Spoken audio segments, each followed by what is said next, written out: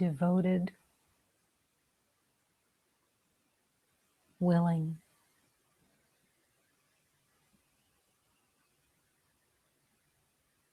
undefended light of God. Devotion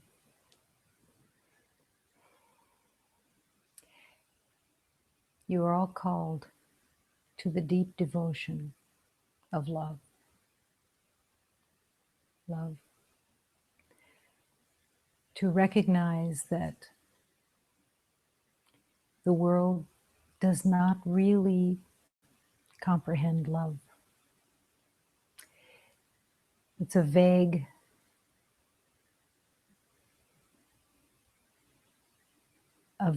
resemblance that is brought into the world. And the element that is most essential is devotion. And it is one of the elements the most feared. To fear devotion seems upside down, and it is.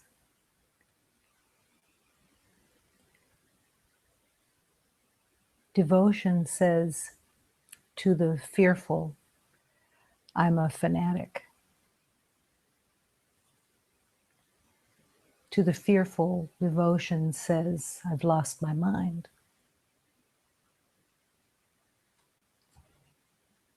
To the fearful, devotion says it's too big of a commitment. And to be devoted to what? But once the devotion hits your heart and cleanses your mind, it's the sweetest, most brilliant place. Devotion to God, devotion to love, devotion to truth. Devotion to each beloved and to all creation. Devotion says, you know the secret. You know, you have learned, you have accepted that all attention of love is in the devotion to oneness. It's not something that you wear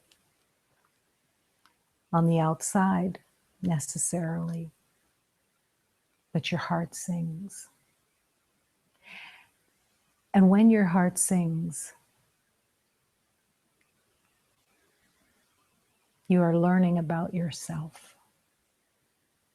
When your heart sings, you come closer and closer to the divine essence of your being. Because the vibration of devotion is harmony, is peace, is joy, and it's all that you are. You are that joy, you are the peace, you are the harmony. And when you are in that devotion to that truth, you can't contain it. It's not able to be contained because it flows. It has to flow. It can't be held like a good wine that you keep in your cellar for 10 years and don't share it with anybody, but you go and look at it every once in a while. No, the devotion of love has to be shared. It has to be offered. It has to be like a river that is flowing, and you can't contain it. And with devotion, you heal. With devotion, you heal your relationship of the past to embarrassment, to caution, to containment. You can't contain it anymore. And even if you don't use words out of that not being able to contain it, you have to let it flow. You have to feel the compassion. You have to feel that every beloved that you come in contact with is your beloved. That you've known each other for all eternity. There is no one that you have not known for all eternity, because everyone is that reflection. And while you're in caution, you're in pain. The caution of the world that says, be really careful. Be really careful that you don't give too much, that you don't open your heart too much. And it's all upside down. Because when you open your heart through your willingness, you breathe for the first time. You live for the first time. You're no longer walking in the past. You're here. You're here and your love flows. That's the journey. And the fear falls away. The fear of God, the fear of others, the fear of not being in control, the fear of the unknown. You find confidence in that devotion. The confidence not of arrogance or being on top of things, but a confidence in your heart, a confidence that this is the way of love.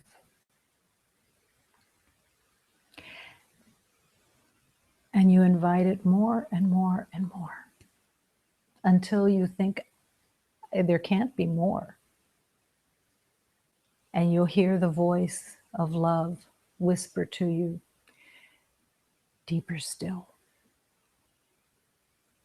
Don't be afraid of the deeper still. There is no voice that comes from the divine that is not your friend, your total friend, your mighty companion that wants only for you to remember so that you can return to peace and discover the beauty, the perfection that is you, the true you. And all of the journey of unlearning becomes perfectly recognized as perfectly needed. And what a gift to shed all of the fear, to shed all of the caution, to shed all of the perceptions of disturbance that come from the mind. Now is the time for devotion, to open to that divine devotion. Yeah, you might walk down the street humming. You might enjoy chores that you never enjoyed before. And you might be able to see through more clearly the calls for love that are ever present within the world. The call for love. Where you used to be so afraid of someone's upset, where you used to be really frightened, you're no longer frightened because you hear the voice, you hear the call for love coming from every beloved who is still afraid. And you now have the capacity in your heart, in love, to hold that beloved in a deeper truth. One love at a time. And even while you're holding another in that call for love, you might have the thought, is this crazy or what? I'm not upset. I'm not scared. I'm not worried. I heard the call for love. And I trusted the call for love. That's what your heart will start to recognize. And a whole new world will open for you. When you hear the call for love, it means that you no longer are willing to take the fear of the world, the upset of the world, as personal. You won't be afraid anymore of it being dangerous because of your devotion, because of the truth of who you are. You will sing while you hear the call for love. And a smile will come into your heart. And your eyes will be soft. And you won't be in a hurry anymore. You'll just be there because someone has called for love.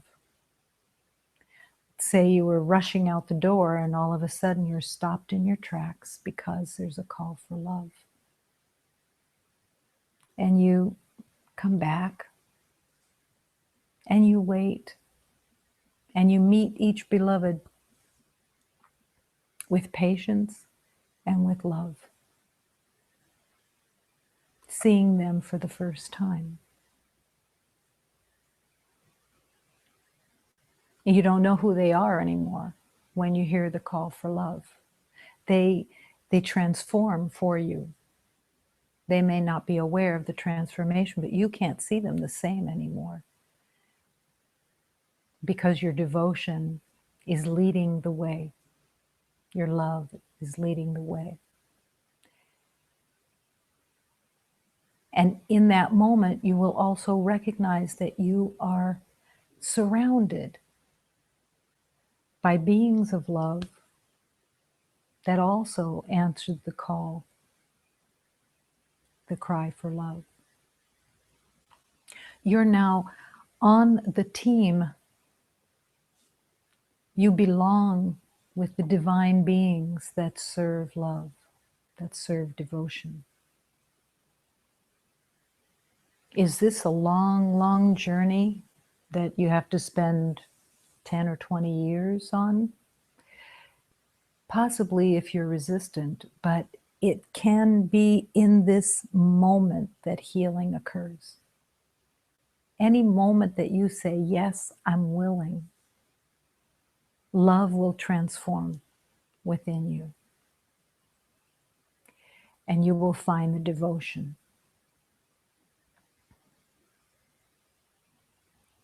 Devotion is a dear friend that goes with you everywhere. And that holds you in the light, because that's where you belong, in the light of love. Devotion. In this moment, just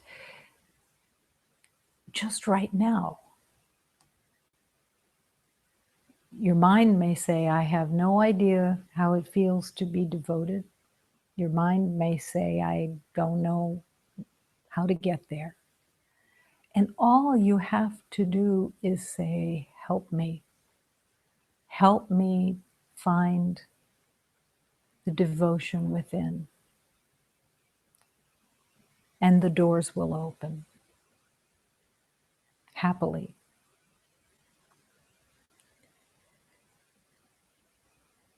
In this moment, devotion. While you're here, in this space of love, let the devotion enter into your awareness. And while you are accepting devotion within you, accept that the power of God is devoted to you. The power of love is completely devoted to your remembering. So you join together in that devotion. You come home just a little bit more in that devotion. And in this moment, we are devoted to truth, to love, to remembering, and affirming. The universe is all love. This sanctuary is filled with love. Devotion comes through that love.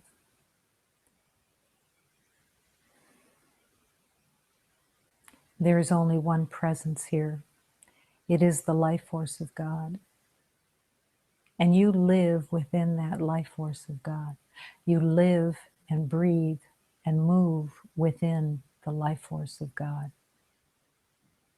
in perfection. One devotion, one life, one love.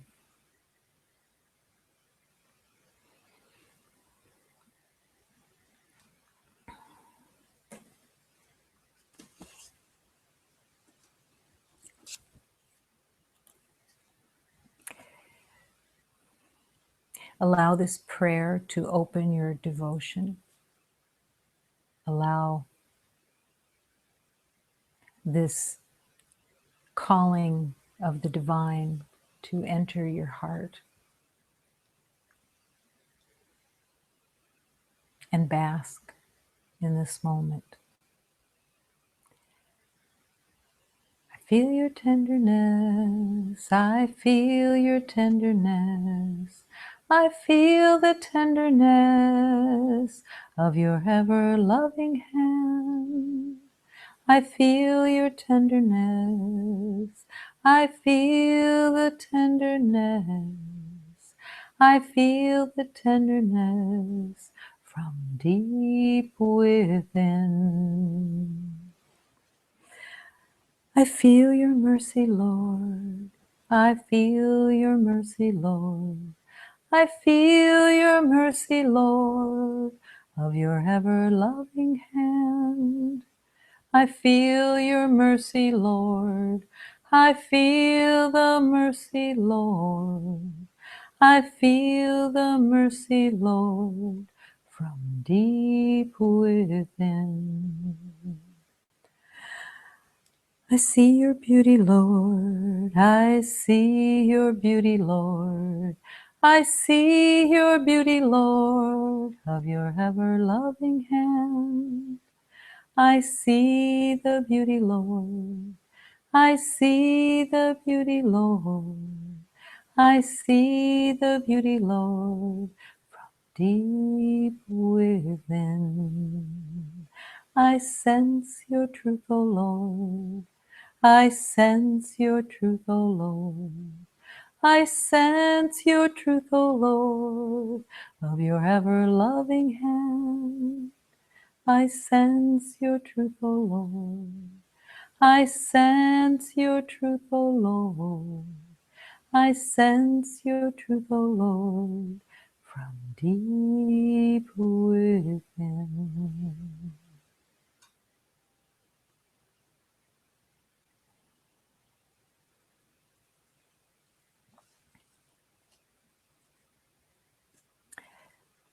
In singing that prayer, that hymn, it also takes you to devotion, and it takes you to trust. Even if you don't feel the tenderness in this moment, know that that tenderness is always there for you. And the tenderness meets the tenderness that is within you, and the beauty, and the mercy, and the truth. It's already all within you, opening to it. Divine Mother, my Holy Mother, I'm here to remember forgiveness in this world of illusion. My Holy Mother, Mother of my heart, we surrender all the fears and all the not knowing how to love, and we ask to learn to love. My Holy Mother, Mother of the stars in the sky, here I am, ready to forgive all of the past. My Holy Mother, my heart is ready to forgive with all love the smallness of my vision. Open my eyes and my heart to the truth of all love. My Holy Mother, forgive me for having impeded the way for my beloveds. Forgive me. My Holy Mother, free us from these chains of limitation. My Holy Mother, raise up my mind and open my heart to receive the sacred truth of all love.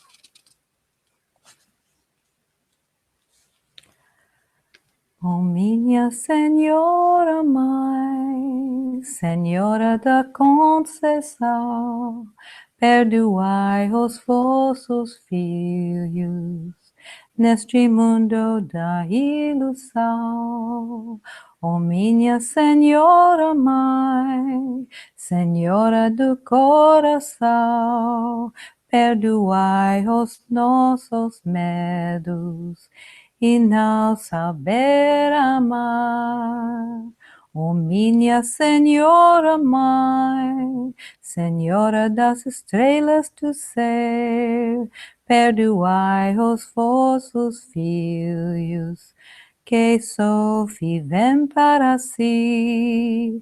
Oh, minha Senhora Mãe, perdoai meu coração, perdoai com todo amor, e pequenos de minha visão. Oh, minha Senhora Mãe, perdoai com todo amor, perdoai-me por impedir meus irmãos de comunhar. Oh, minha Senhora Mãe, perdoai os meus pecados e leve meu coração para receber o sagrado.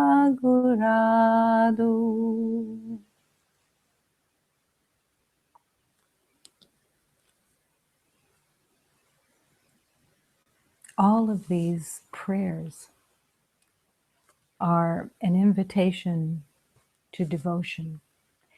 Imagine that you have these prayers in your heart, and all through the day, you're singing in devotion. And that singing in devotion stirs your heart constantly. because you can't see the world the same way anymore when you're singing with love. It doesn't even matter if you know the words. It's just allowing that it comes into your being and takes you into love. The deep love of devotion.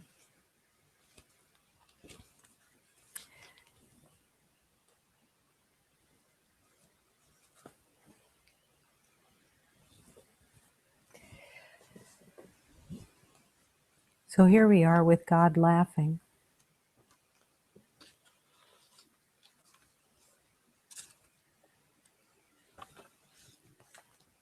Skinning your knees on God.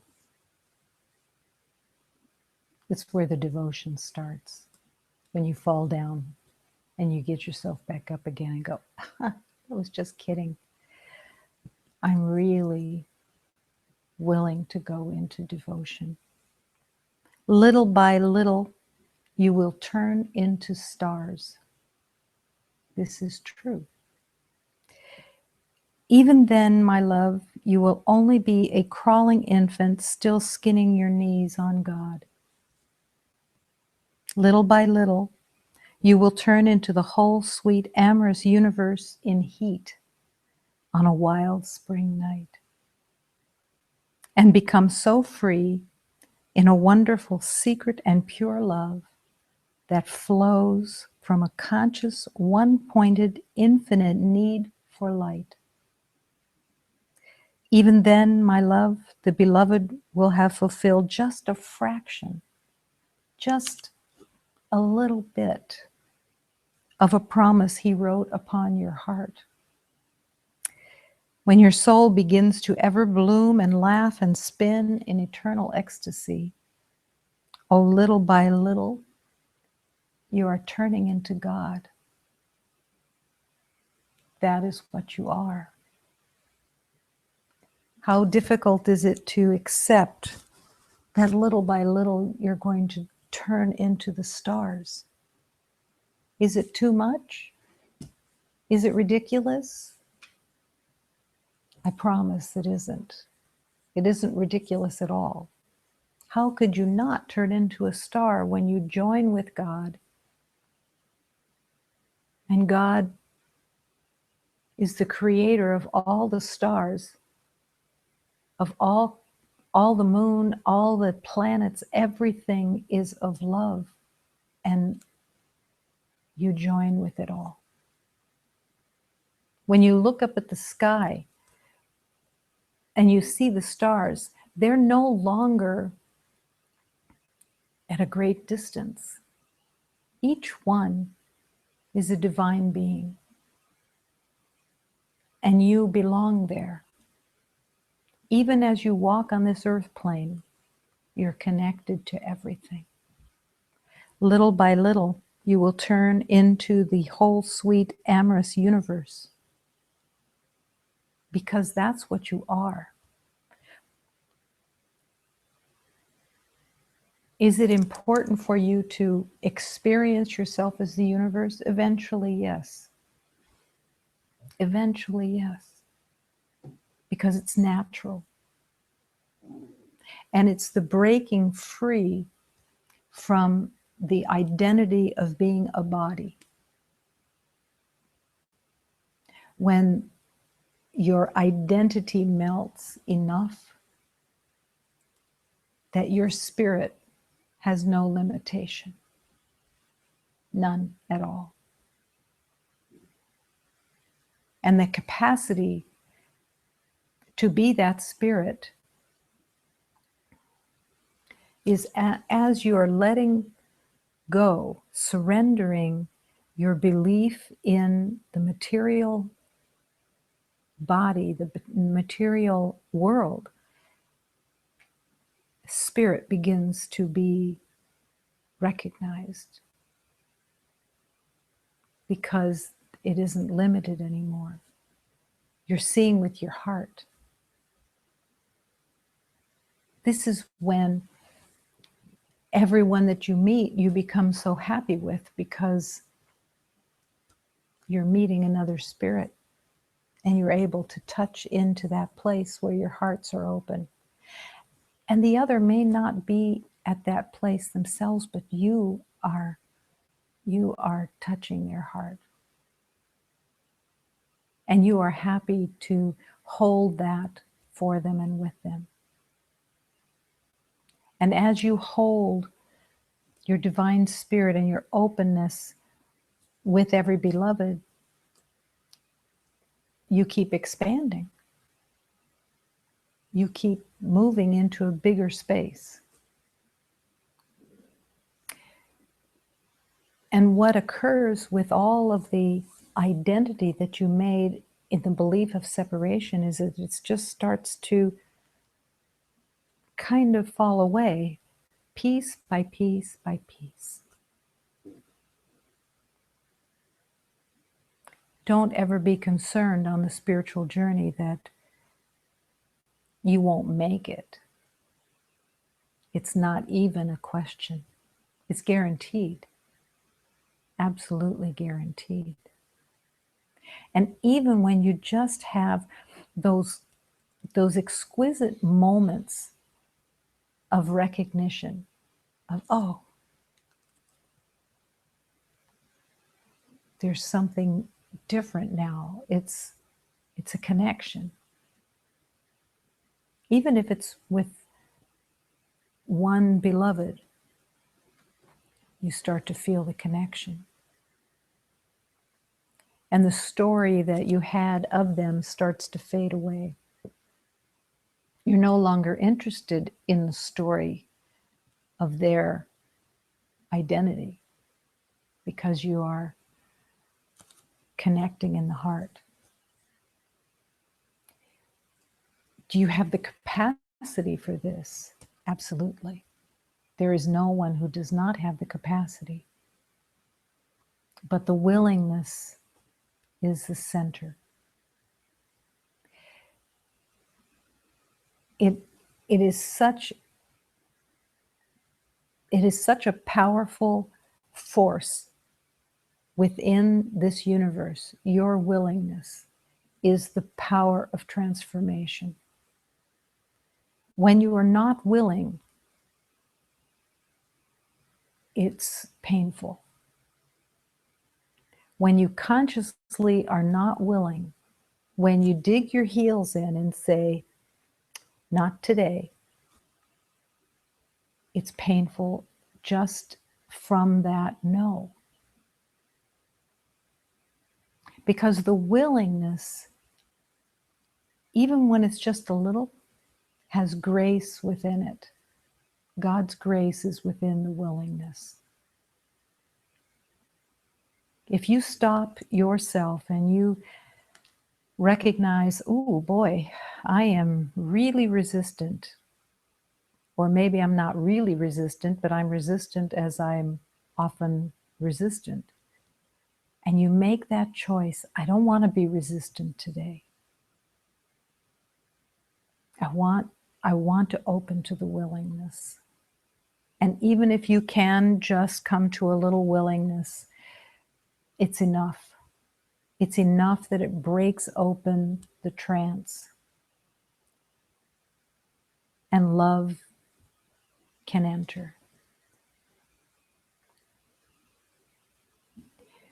Your willingness is the power of transformation. It's not your willingness alone that transforms, because the power of God is the transforming agent of love itself. It heals. But your willingness is the invitation. And the more willingness you have, the easier it becomes. There's something that occurs in healing in the spiritual journey.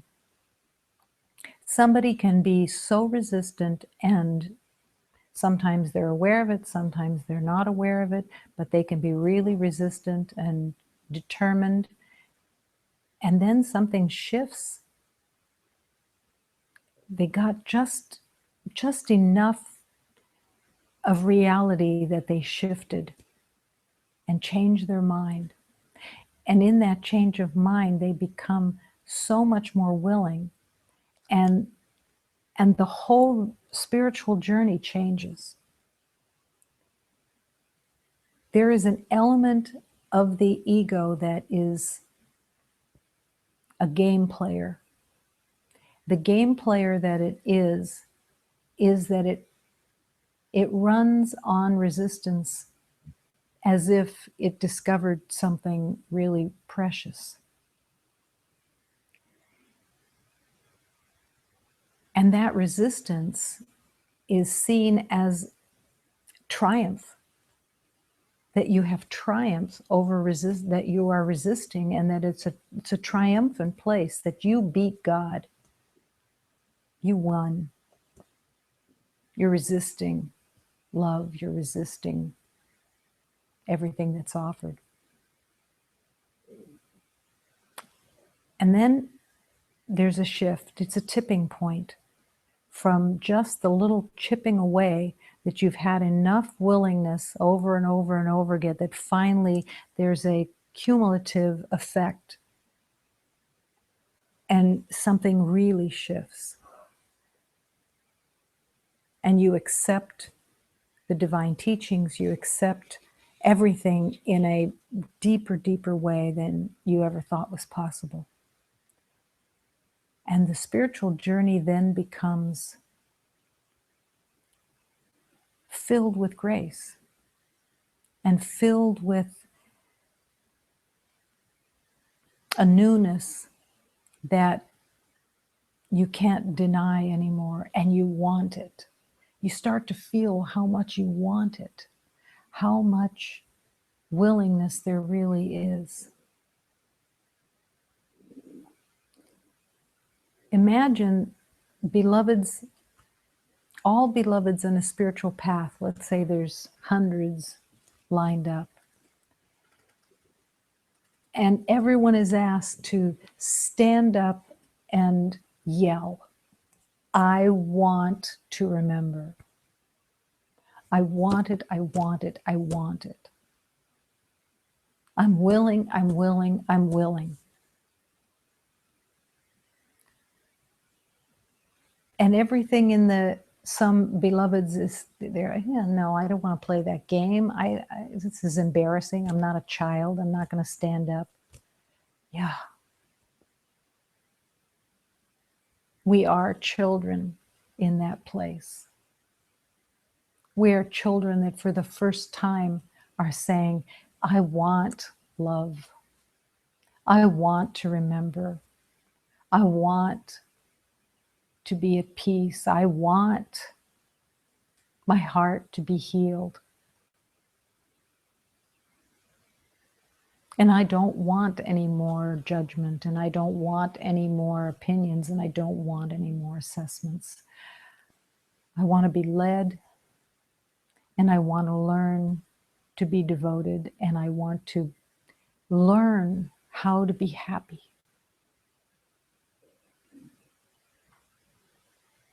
It seems ridiculous that you would have to learn to be happy. But there isn't a happiness in the world that is automatic. It comes from the happiness of the world says, oh, you give me something, I'll be happy. I get something, I'll be happy.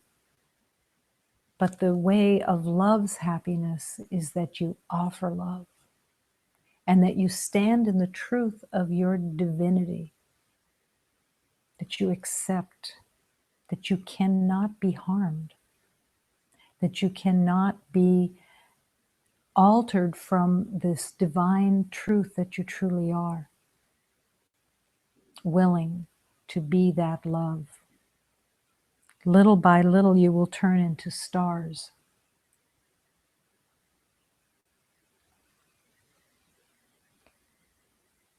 There is an element of discouragement within the spiritual journey. It's very easy in the spiritual journey to become discouraged because it takes so much patience to accept that we don't know how the healing occurs. And yet, it is guaranteed. Make it clear to your heart that this is what you want, that you want to remember.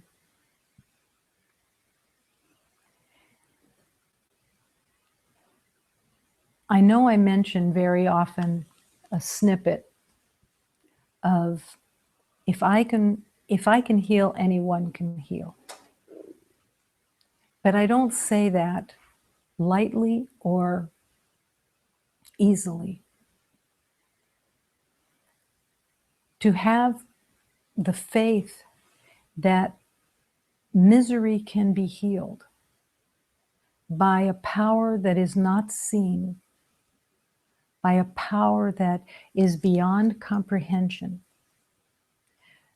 To put faith in the unknown, to put faith in sacred teachings that are coming from masters that you have no connection with except for the truth that they offer. And that you somehow find the development of faith.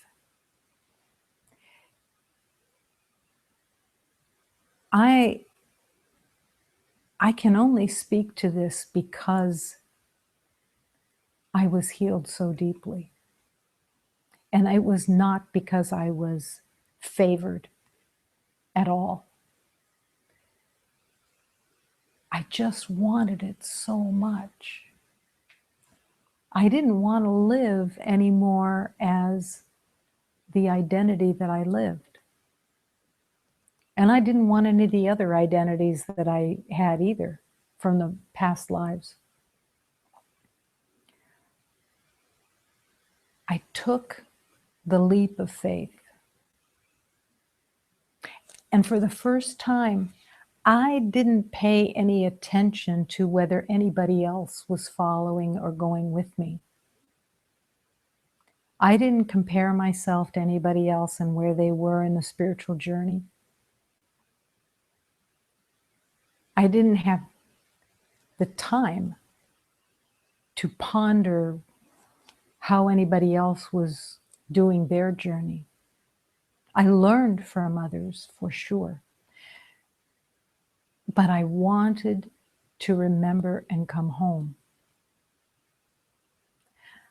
To come home. These are not just words that are used as poetic license. There is a coming home where you belong, where everything fits for the first time.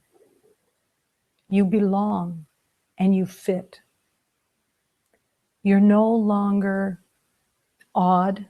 You're no longer different. You're no longer filled with pain. You're no longer trying to prove anything. You belong. You belong in that home with love.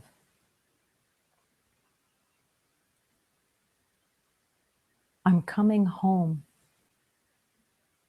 It's 1 minute to midnight and the train is pulling in. And my new life will begin because I'm coming home. I want to come home. All you have to do is keep holding that willingness. I want to come home. And God wants me to come home. And love serves all of that wanting to come home. It doesn't match up with the way of the world. That's okay.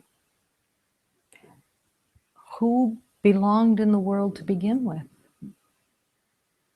Every beloved that walks in the world believes themselves to be separate, alone, without.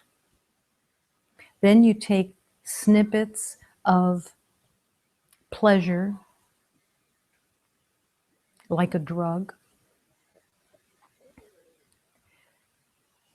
But nothing changes until you really enter the spiritual journey and you realize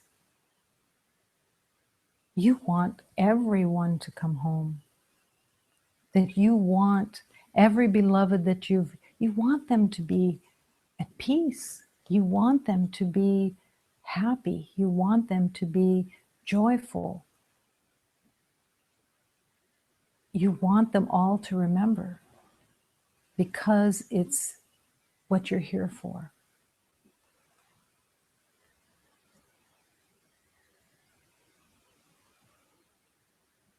Don't compare yourself to anyone. Don't compare your journey to anyone. That is not the same thing as not receiving inspiration from others. There is an inspiration in others' healings, for sure. But not comparisons of how far you've come, what you should do, how you're behaving. No. That's the inner journey. The inner journey of devotion. The inner journey of holding peace as reality. The inner journey of forgiveness. And then what comes from the forgiveness and the journey that you're in within is that you have love to offer, but it's offered in such a way that there is nothing to prove with it. It's almost like you see someone and you put a flower next to them, and that's your love. And maybe they don't even know who put the flower there, but you put the flower there because you want them to know that they're loved. You want them to remember. And all of the intention goes into that flower. All the intention of your healing goes into that offering. It's a quiet offering. It's a humble offering, but it's a powerful offering. Now, it's easy to offer that to others that you like. You like their personalities, you like their way. The flower is for the ones that are more difficult for you. The flower is for your own healing and for theirs, for the ones that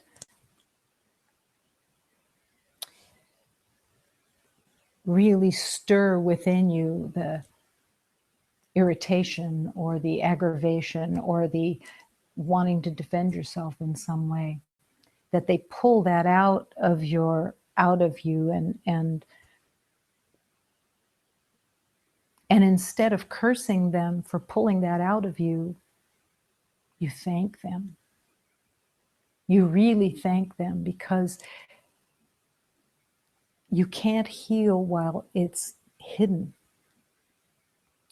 Every beloved that finds the irritation in you, or you find the irritation in them, they are your savior. They are the one that you came to meet. They are the one that has the gift for you. They have the flower for you. They are the ones that you will heal the deepest with. It's pretty easy to like someone you like, someone that you have a symbiotic relationship with. It's not the same as someone that as soon as you see them, you're agitated or you're scared of them. Or their way is just irritating. They are the ones that hold the greatest gift for you. It's not because you believe in crucifixion. It's not about being hurt or being attacked by someone. It's about turning it all upside down and inside out, and really recognizing that your defenselessness is the healing that you're looking for. And that beloved that is pushing up against you to agitate you in a sense, or it will agitate you, that beloved holds so much healing for you, so much, because you have to go so deep. You have to go so deep to see them differently, to hear the cry for love. Sometimes you have to walk out of the room and come back again. Begin again. When you walk out of the room, you go into a corner and you converse with God. I know that this is my beloved that's shown up for my healing, and I want this. Please, please show me the way. Show me how to open my heart. Show me how to see them differently. Show me, please, because this is what I truly want. And I can't know the way until I'm taught the way.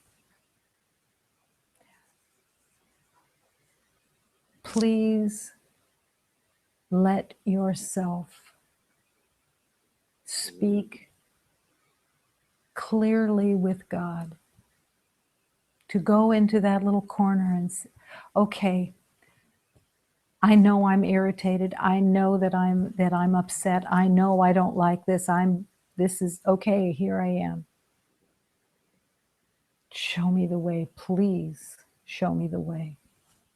I must love. It's my salvation. I must learn to love. And in that, you will learn to love.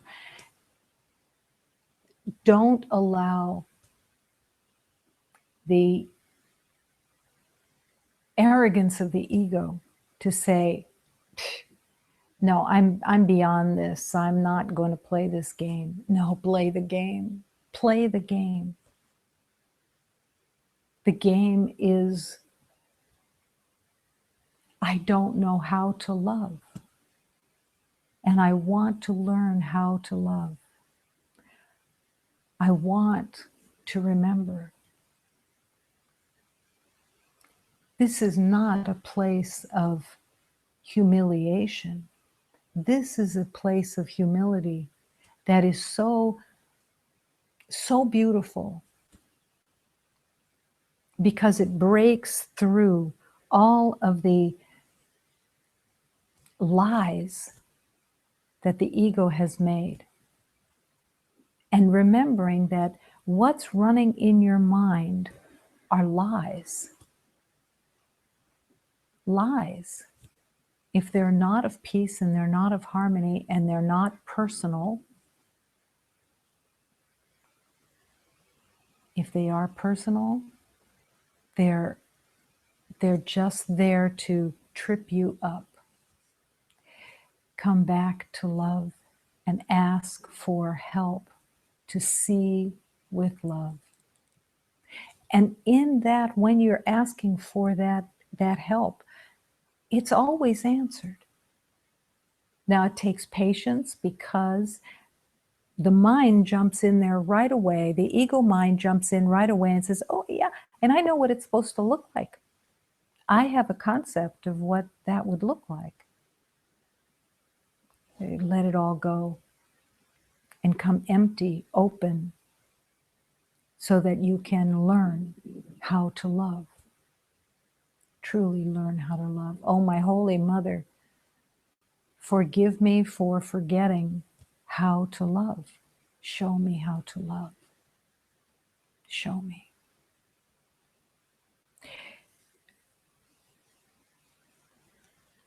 Do you and are you willing to recognize the worth in others? Really, the worth of others. There will even be times in recognizing the worth of others that you are called to drop to your knees while exalting them. This is not a loss of equality. This is a moment of recognizing that your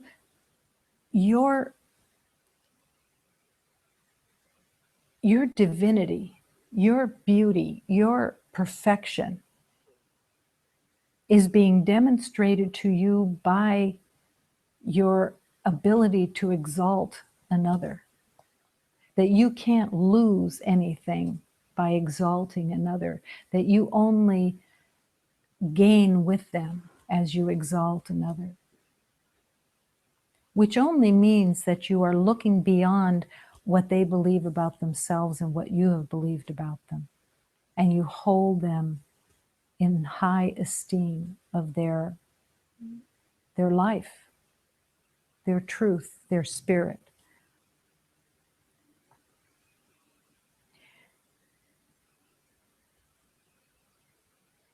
There is a preciousness in dropping to your knees. There's a preciousness in washing the feet of others because it allows you to recognize that the servant and the master are the same. Same. There's no difference between the servant and the master. But in order to learn that, you have to be able to move through the elements of being the servant and then recognizing the master. Your worth is intrinsic. But when you wash the feet of others or exalt someone in their beauty, even if it's just in your heart, you expand into love. You expand into the awareness of God because you're transforming and you're willing to transform.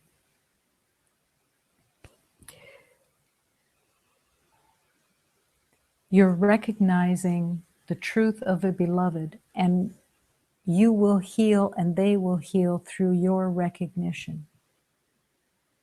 But it's also to recognize it within. Without adamantly trying to prove worth, but just accepting you are the light of God. You have done nothing that has ever changed that. I know those words are familiar, but to really accept them, to really live with them, is to throw away the lies of your unworth. Throw away the lies of your caution. Throw away the lies of your belief of being less in any way. You have nothing ever to prove. You can't prove anything. You can't. But to rest in that truth is to live with God. Truly. Truly live with God. I wrote down a word, might be two. Open-mindedness. What is open-mindedness? It's an element of healing.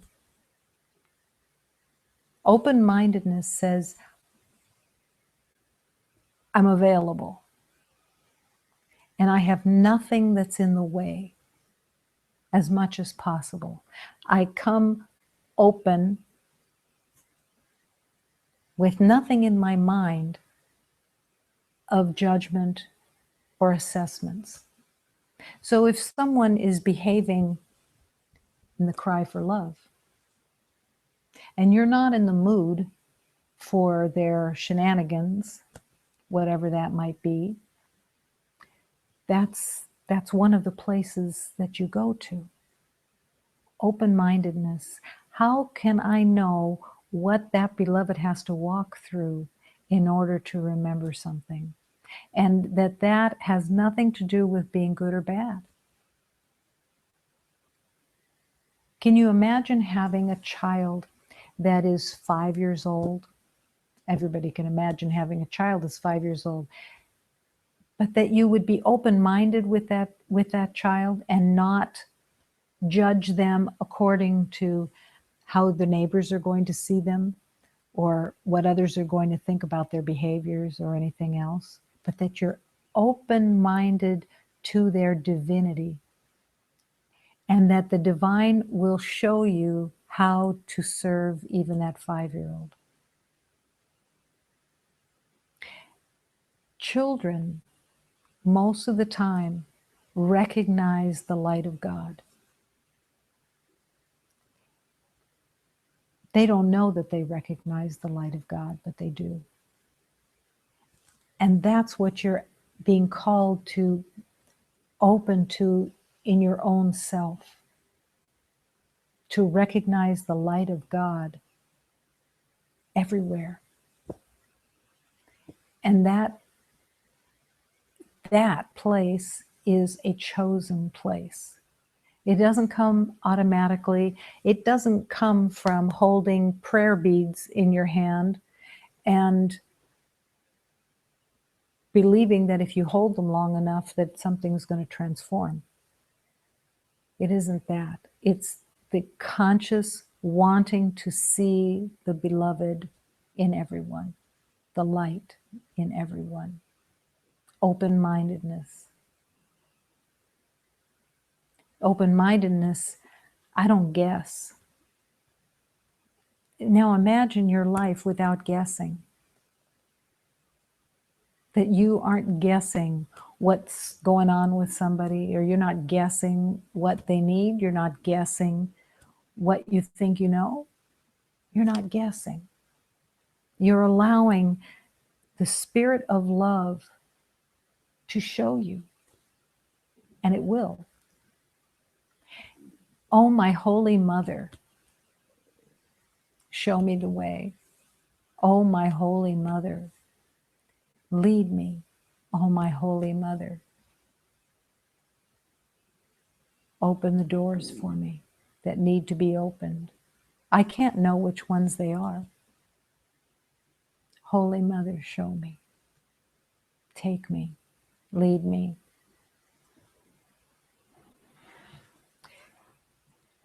Little by little, you will turn into stars. And little by little, you become God. That's not outrageous. You can't be anything else but the light of God.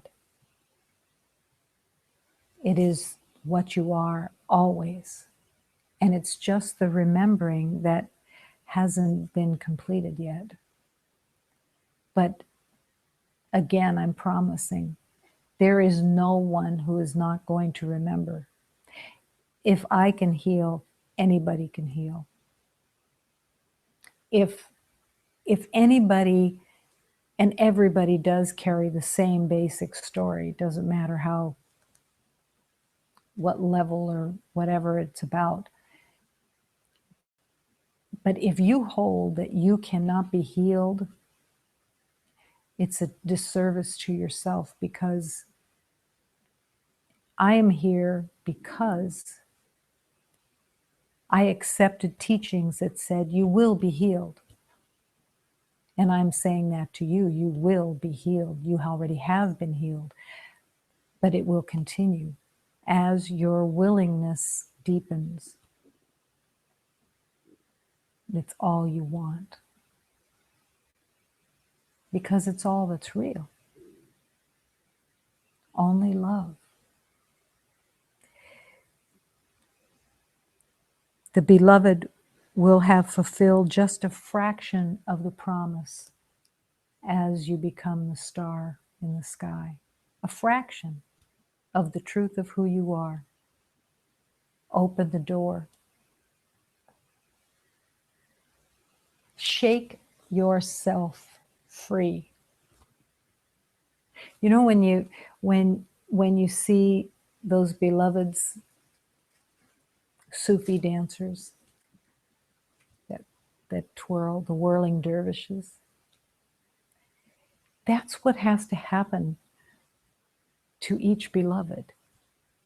You have to spin. You have to spin until you lose your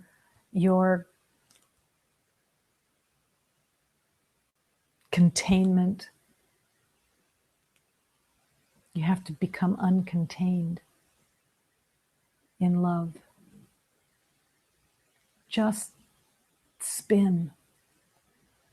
Spin in that ecstasy of love until it breaks open. Jump up and down. Could be a whirling dervish that's jumping up and down. It's symbolic, but it has the intention within it that you're not holding anything back.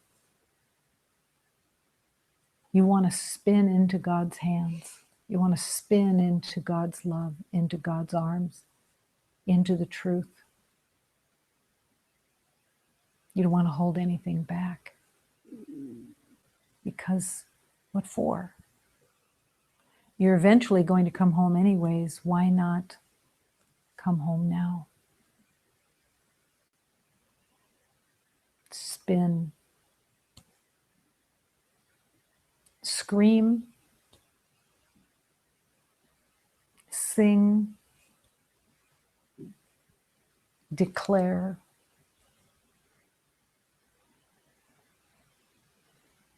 Joyfully. Skinning your knees on God. The child of God.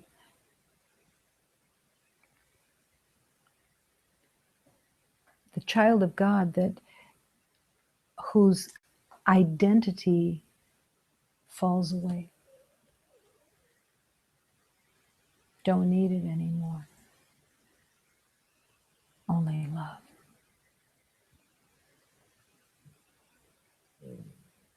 Love calls you constantly. Answer every single moment. Answer with joy, not with dread.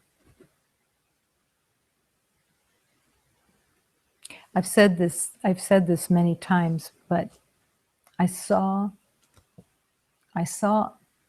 at one point when I was in the spiritual journey, didn't know that it was there, but my teacher was gone for a while. And all I could think about was what a good time I was going to have while he was gone. Because I could just live a regular life. And I didn't have to be so intensely connected. And all of a sudden, I was stopped cold.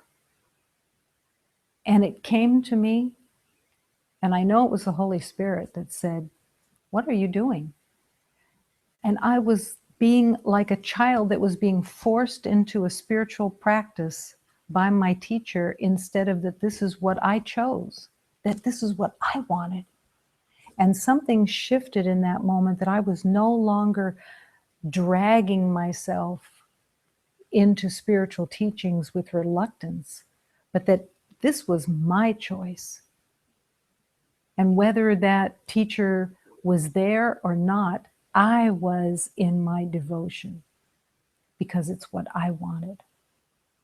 And something was freed within me. Some made up element of being a child, like I was being forced to eat oatmeal or something, instead of this is what I wanted. This is what I was here for. And how important that is to find that within, that you have the yes, you have the willingness, you have the devotion, you have it, and you carry it, and you appreciate it. And you especially appreciate it because it's the only way that you can offer anything to anyone. If you have family that you've identified as with roles, that you let those roles go, but that you embrace each beloved as you finally have something that you can actually offer to them, which is that you see them as the light of God. And you don't hold them prisoner anymore with a role that is so limited and so not the truth of them. See them, exalt them, give them to God, and let them remember also, because they will.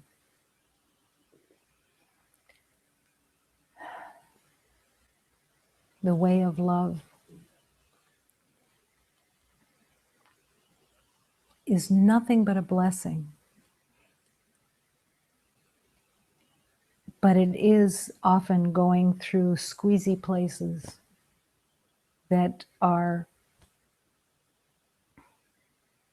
a leap of faith at the very least. A leap of faith that you're going to come out the other side.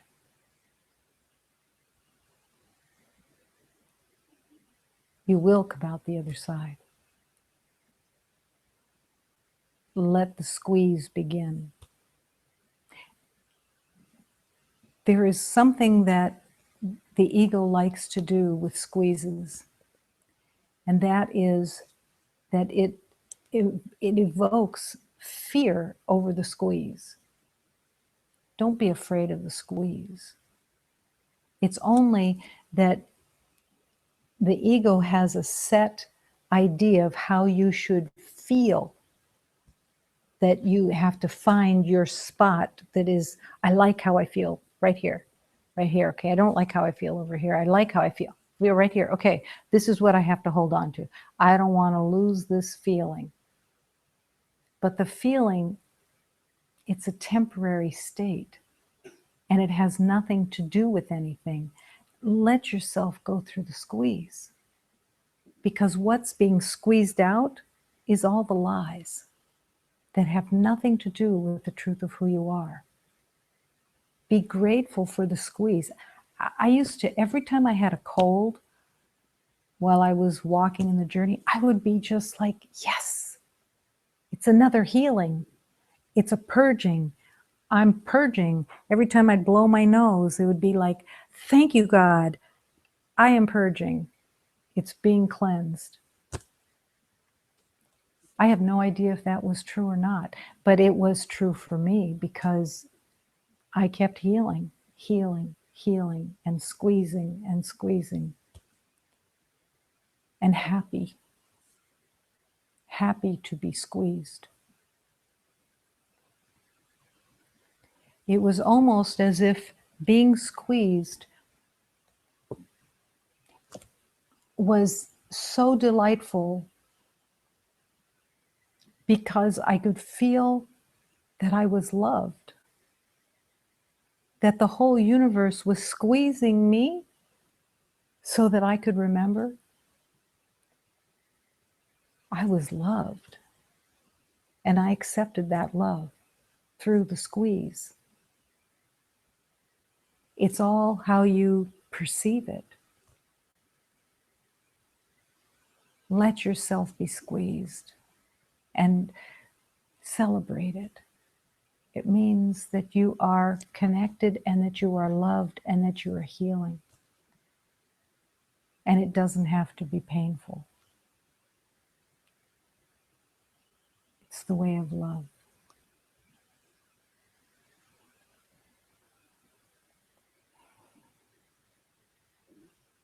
Open-mindedness even for the squeeze. It's all love.